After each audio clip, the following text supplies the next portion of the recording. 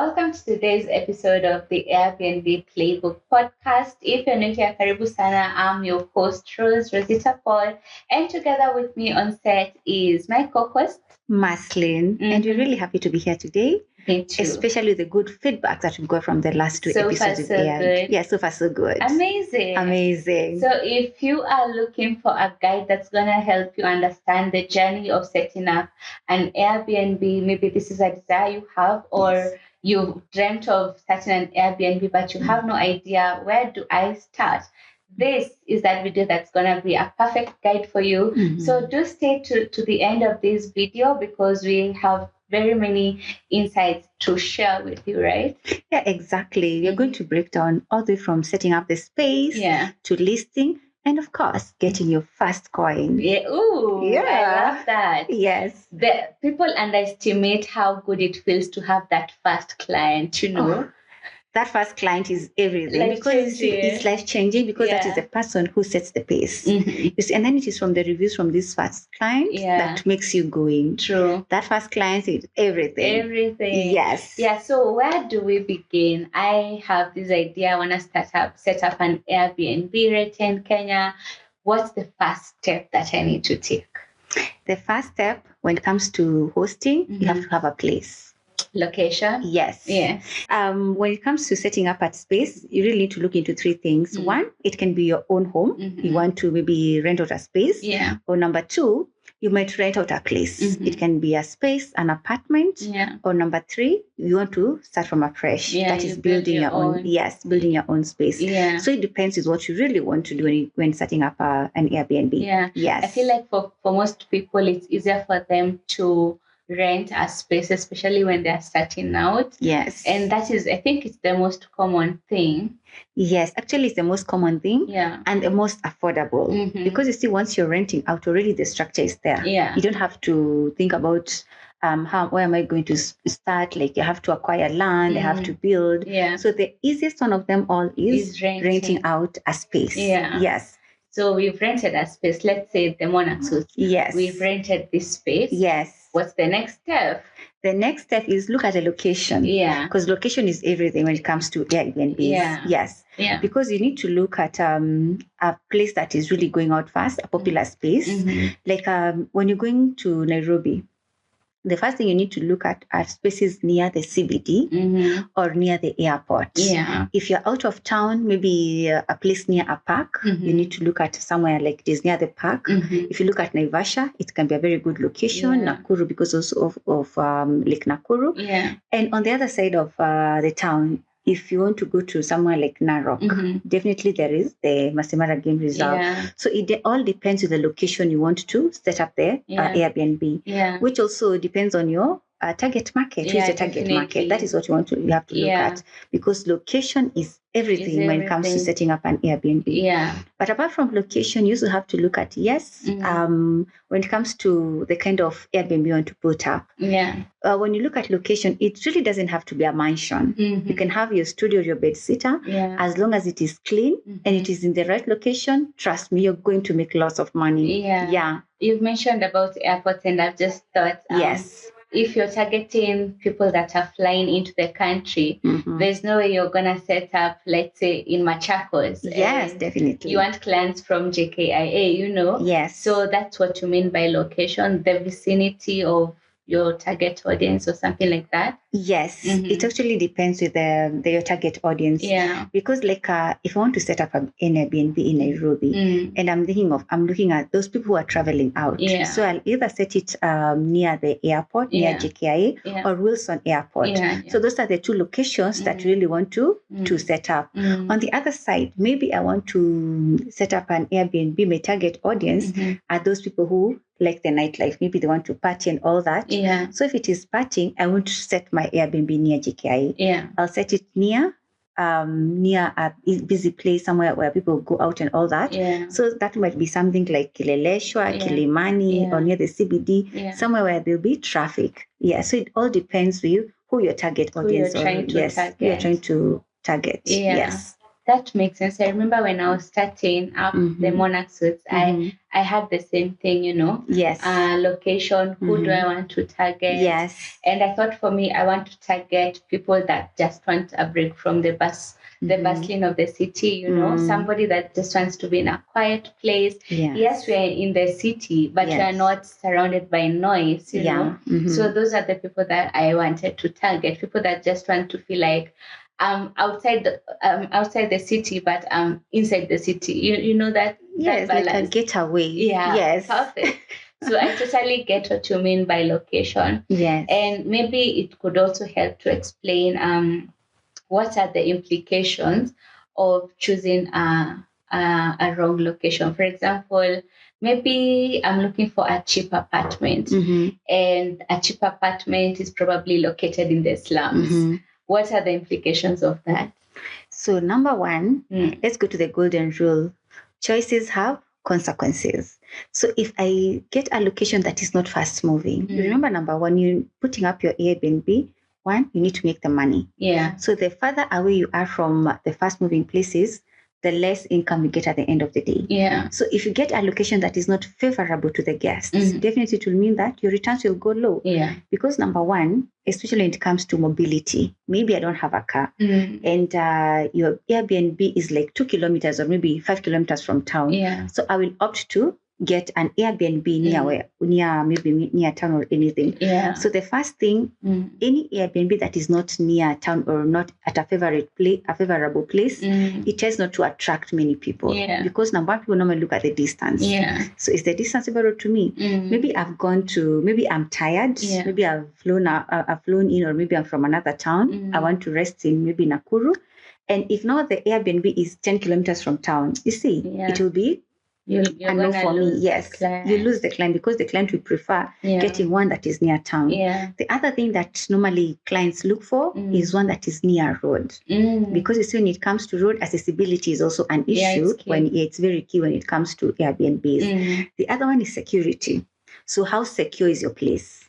If it is secure, definitely you attract more people. But if the area is not secure, it will be a bit unknown for many people. I think I've had an experience with checking in into a place that didn't feel secure at all. We were just coming, I think, from Tanzania or something. Yes. So we looked for somewhere we were going to spend the night around, I think it was Kitengela, somewhere close to Kitengela. Yes. And so we checked in, but immediately we got into the compound. We just felt so afraid.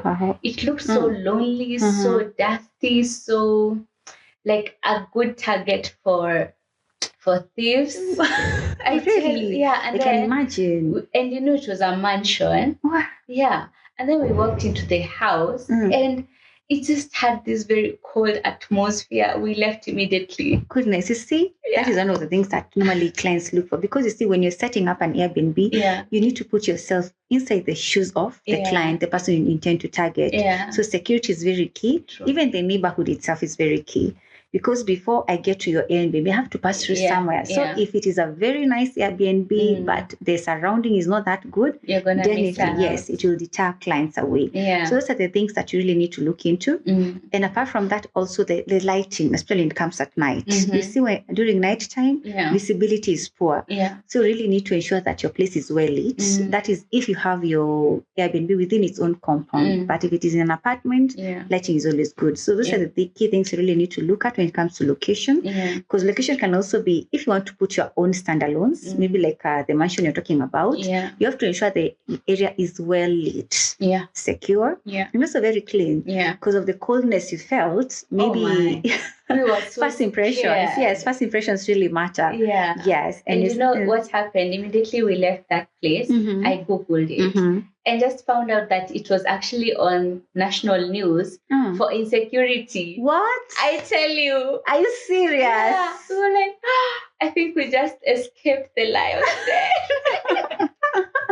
Yes, that's why I say always trust your instincts. Yeah. Always trust your instincts. That is why we normally say ensure you get the location right, because location is everything. Yes, it's everything, because you can put up a very nice Airbnb, but in the wrong location. So your income will be very minimal. That's true. Yes. So now we have an apartment, we have a wonderful location. What do we do next?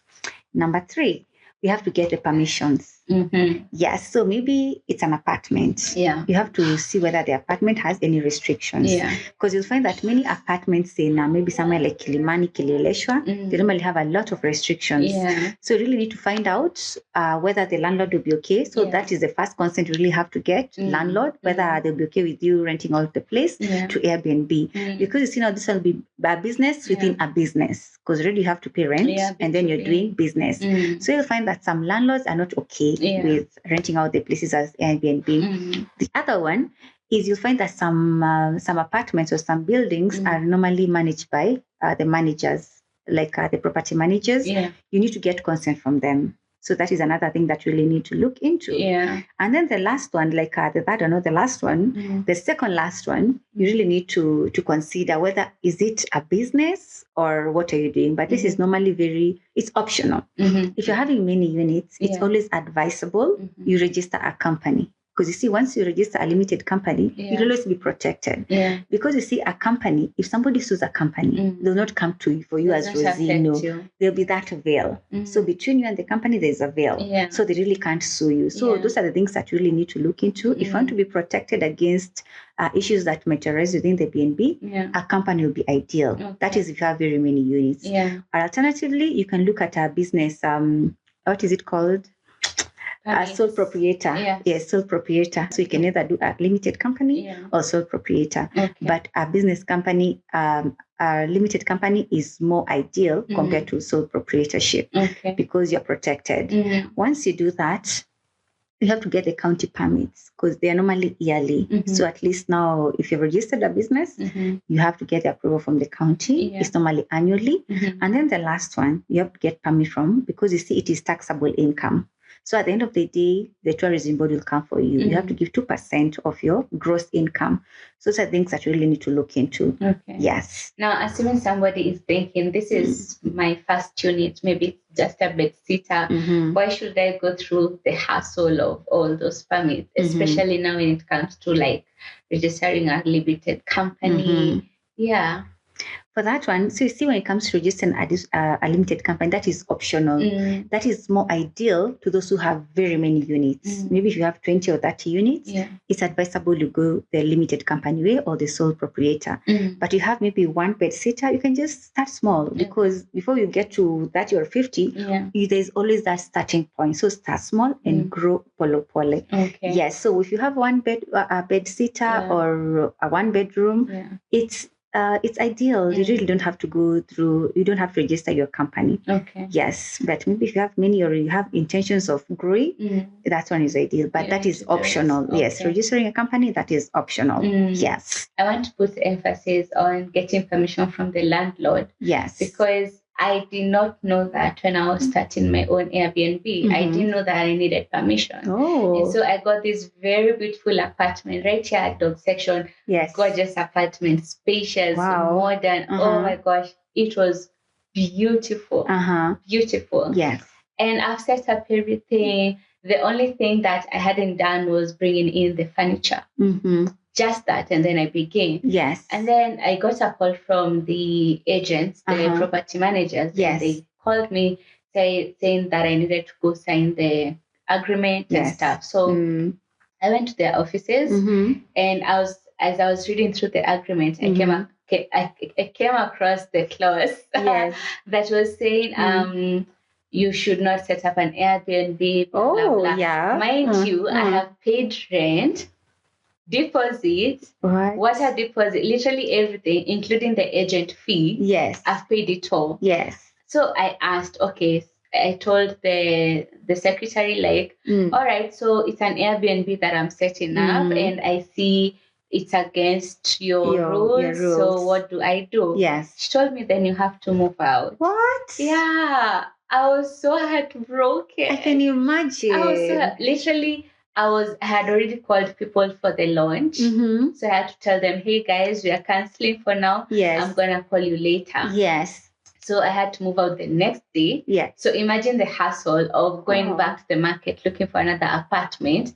and ensuring that this apartment actually allows Airbnbs. Goodness. It was so much pressure. I can imagine. Had you furnished the apartment? Everything was there. What? Including the TV. I'd already mounted the TV. What? Everything. Literally everything. I'm so sorry for that. It's sorry to hear that. Do you know the worst part? No. They refused to refund me the agent fee. What? Yeah. Are you serious? Yeah.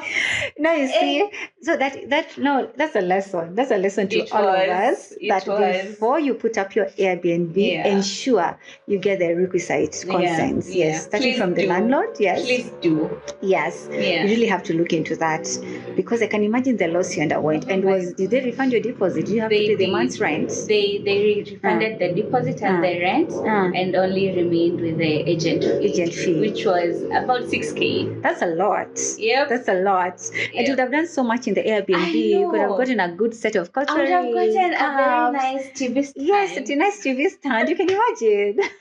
But they say every day is a learning lesson. Yeah, that was a lesson for sure. And I believe that's why you started this podcast, so that at least you can give our other Airbnb hosts our journey, so at least they can know the do's and don't do's. Yeah, please don't repeat the mistake that I did. Yes, we've warned you. We've warned you, so don't come crying. Don't tell us. Or alternatively, you can also leave in the comment section about your experiences when it comes to not acquiring prior consent before putting up your Airbnb. Yeah, yes, and then people underestimate the importance of getting permission from your landlord, because imagine if you decide, you know what, I'm just going to do this chini ya maji. How are you even going to market yourself? You can't. Because you can't tell people, you can't put it out on social media that I'm located here and here, because what if your landlord sees and wonders, why do you have an Airbnb in my unit? Yes. Imagine the repercussions. And the other thing, definitely, we don't want to hide our guests. Yeah. Because you see, Airbnbs, every day there'll be a lot of traffic, new people day in, day out. So the landlord, what's happening in that particular apartment? Like it's every day. What kind of business are you doing there? I know. So that's why it's always very important and very key to get the consent first before putting up. True. Yes. And that is understood. Yes. And also, Rosie, you'll find that in some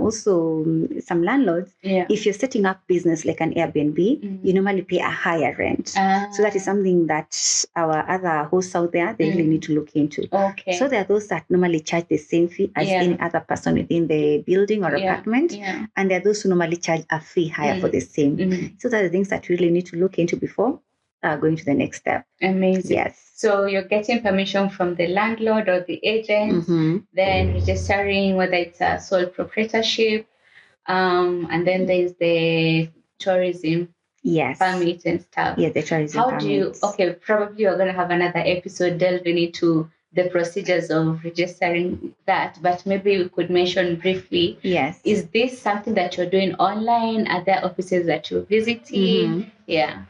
For that, you have to do your returns every 10th of each new month.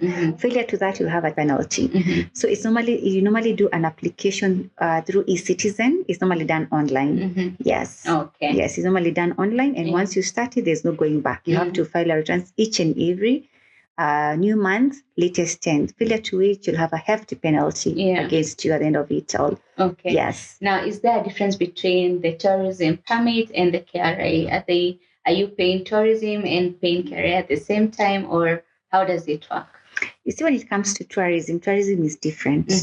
And KRA is different. So if you're taxable, if you're paying things that are taxable like VAT, then you have to pay KRA. Yes, those are the things that you really need to look into. And also, if you registered your company as a limited company, at the end of the day, you have to file your returns. As long as you have a PIN, you have to do your returns at the end of the day. Whether nil returns or according to what you've collected, you have to do that. Okay. And when it comes to the limited companies, especially for those who might want to go large scale, you have to know that at the end of the day, you have to file your returns with KRA. So if you register your business as a limited company, there are two things. You have to do the KRA and also you have to do the tourism one. Amazing. Yes. I'm sure we're going to do a video that probably now delves deeper into the procedures. Yes. But it's good to know that. Yes. Yeah. Very good. Yes. Yeah. So after now getting the permissions, let's say we have permission from the landlord, we have all the registrations in place. what do we do next? You do market research. Okay. Yes, because you need to know like how are the other BNBs doing out there? How much are they charging in terms of pricing? And where do you get that one from? Either Airbnb. The apps? Yes, the apps. Yeah. There is Airbnb, Booking.com. Yeah. The other ones are Vrbo. Yes. We have Tripedia. Yes, Expedia. There is TripAdvisor. TripAdvisor. Yes. That's I've literally combined TripAdvisor with Expedia and come up with Tripedia.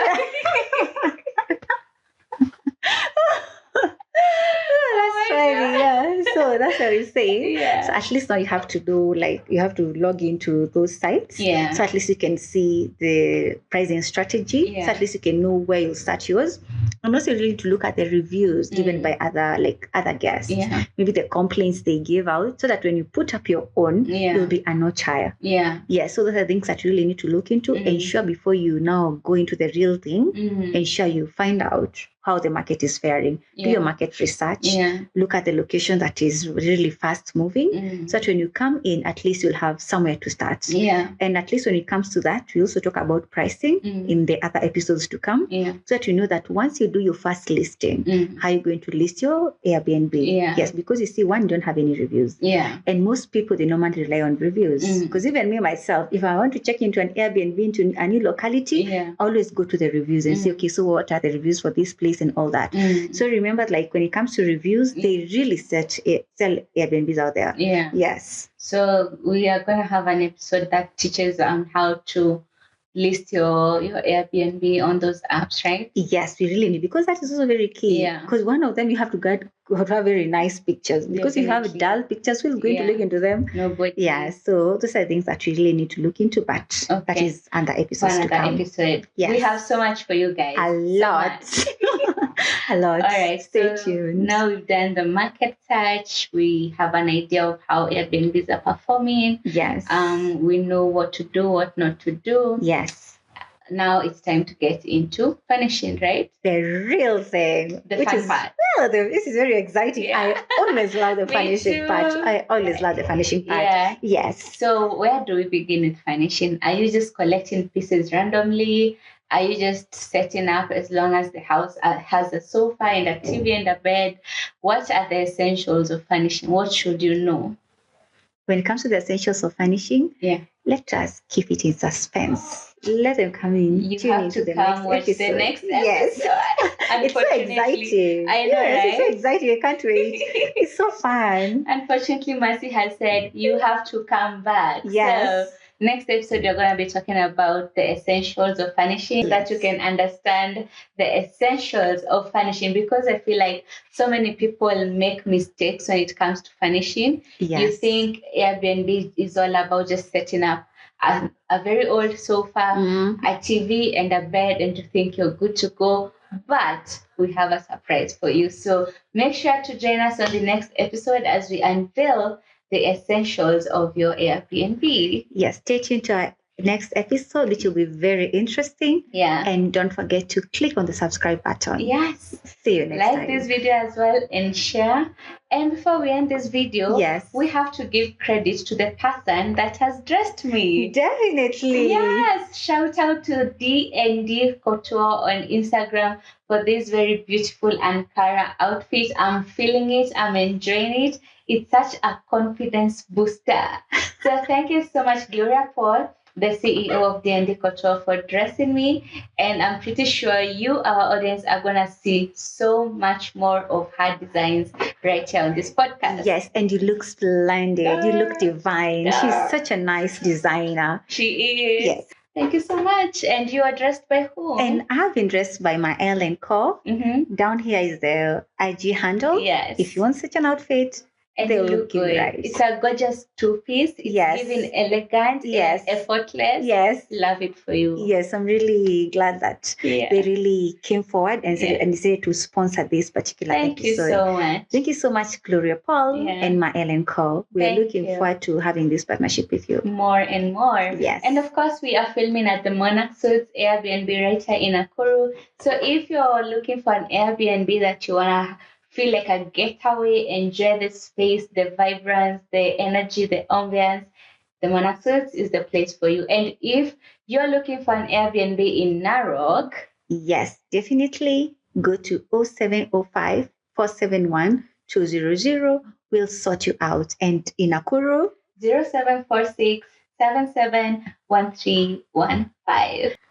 And a very nice shout out to Ruth Koi. Yes. Down here is her Facebook handle. Yeah. Thank you so much for these wonderful beverages. Yes. And we're really looking forward to tasting it.